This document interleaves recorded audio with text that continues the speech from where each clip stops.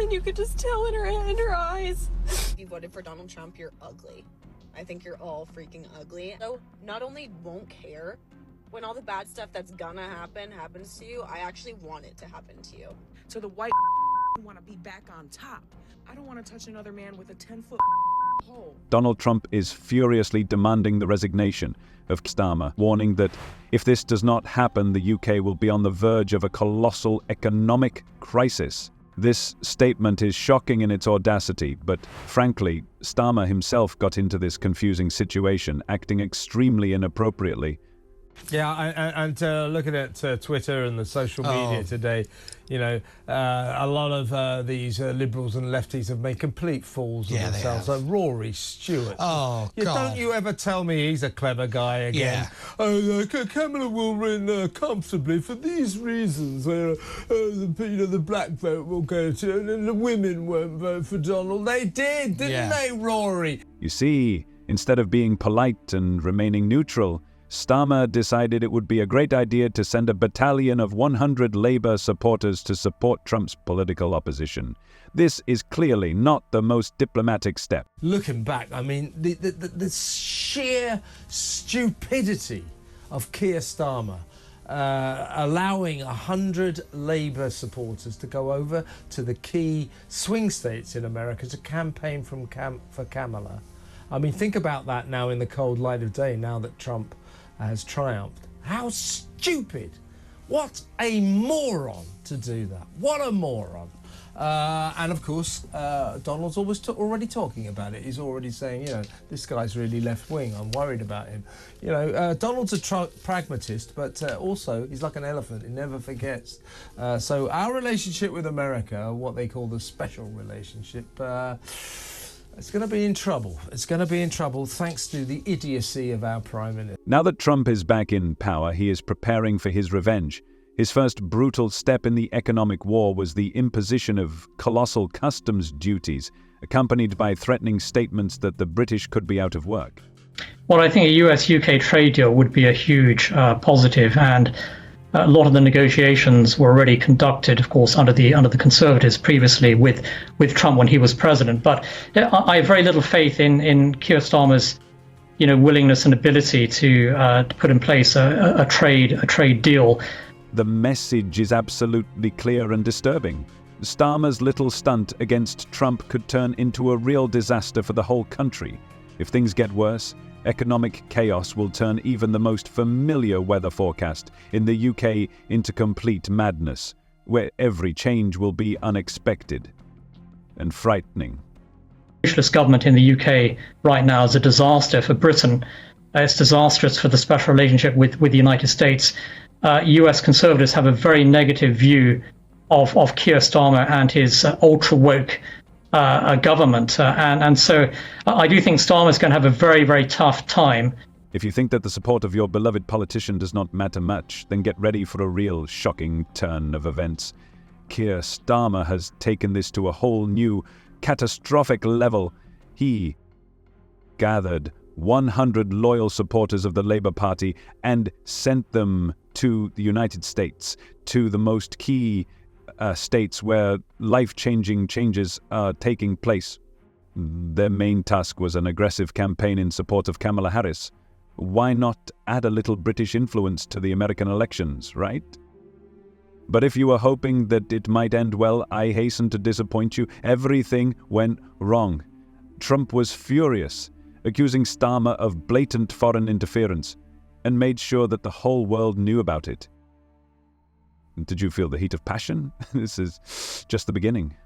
We all know perfectly well how capable Trump is of holding grudges. This man has a good memory, especially when it comes to those who dare to contradict him. By insulting him just once, you can be sure that your name will forever be on his personal list of enemies. And so, when British Foreign Secretary David Lammy mercilessly called Trump a sociopath, he did not just add oil to the fire. He unleashed an avalanche of insults on Trump, causing a storm of indignation. And what did Starmer do in response? Nothing. Not a sound. Not even the tiniest attempt to refute Lammy's words. He let this insult hang in the air, while Trump flared up with rage, ready to strike back. How could this happen? This silence only made the situation worse, creating tension in the air. Trump, as expected, was not going to ignore this. He's not known for his penchant for forgiveness, and now he had a good reason to highlight Starmer's name. As soon as Trump returned to power, he did not miss the opportunity to make it clear to everyone Starmer's gross mistakes will have to be paid in full. Suddenly, the UK was under threat of economic retaliation from Trump. Let's think that, okay, tariffs are inflationary. It's a one-off price adjustment. But again, it would be how are the tariffs implemented and what would the U.S. be getting in return? I think there's this misperception that day one of Trump, we're going to have tariffs across the board, X%, and this is my guess, and in China it's going to be at least 60%, maybe higher. To me, it's going to be more nuanced. It's going to be very transactional. In other words, tariffs are going to be used in large part as a tool. This time, he slapped a comprehensive import tariff of 10% on all goods in the UK, announced on the 8th of November. This is a catastrophic blow that economists have already assessed. The National Institute of Economic and Social Research warns of the damage to come, predicting that UK economic growth will collapse from an encouraging 1.2% to a measly 0.4% in 2025. The manufacturing sector, which is the backbone of British exports, is already in a state of deep crisis, and in agriculture things are even worse. British farmers are watching in despair as their future turns bleak.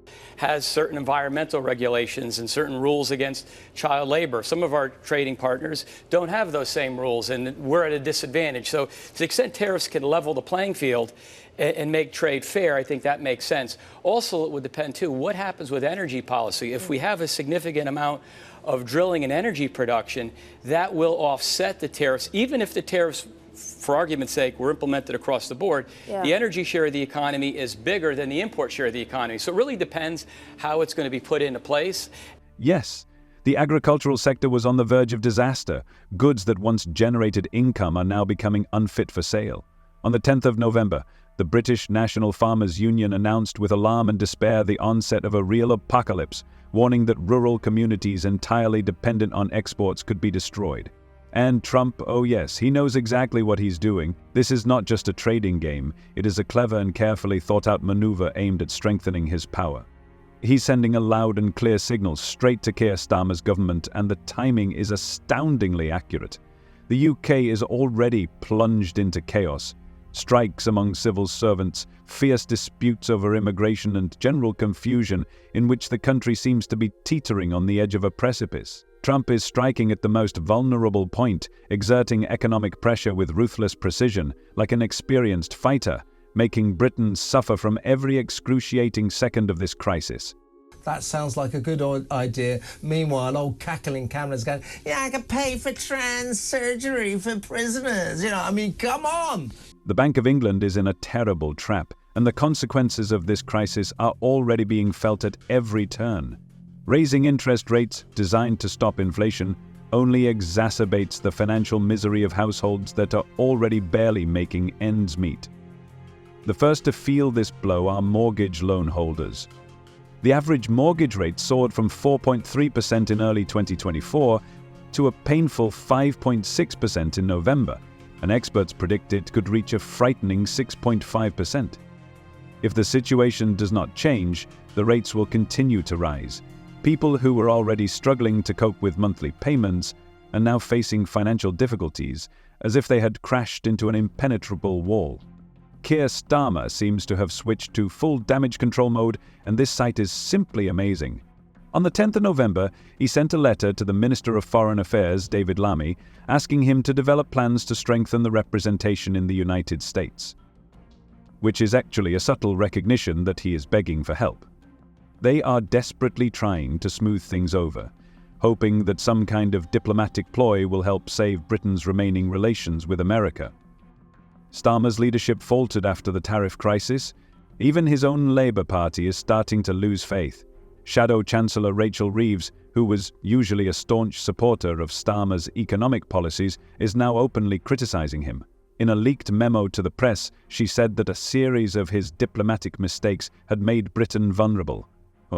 What do you think about this news? Share your thoughts in the comments. See you.